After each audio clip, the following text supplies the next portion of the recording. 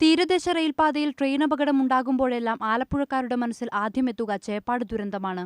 ആളില്ലാ level ക്രോസിൽ വിവാഹ party സഞ്ചരിച്ച tourist ബസ്സിൽ പുഷ്പുൾ ട്രെയിനിടിച്ച് 36 പേർ മരിച്ചിരുന്നു. 1996 ഈ ദുരന്തം.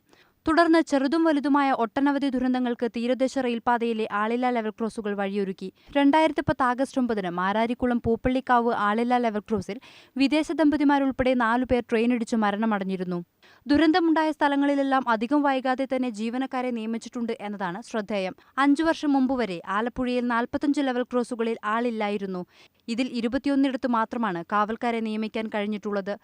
ആളില്ലാ ലെവൽ ക്രോസുകൾ പരമാവധി റദ്ദാക്കിയതിനു ശേഷം ഇതുവഴിയുള്ള ഗതാഗതം സമീപത്തെ കാവൽക്കാരുള്ള ഗേറ്റിലൂടെ വഴിതിരിച്ചുവിടാൻ അപ്രോച്ച് റോഡ് നിർമ്മിക്കുന്നതുമായി ബന്ധപ്പെട്ട് പഞ്ചായത്തുകളുമായി ചർച്ചകൾ നടക്കുകയാണെന്ന് അധികൃതർ പറയുമ്പോഴും ദുരന്തങ്ങൾക്ക് അറുതിയാകുന്നില്ല.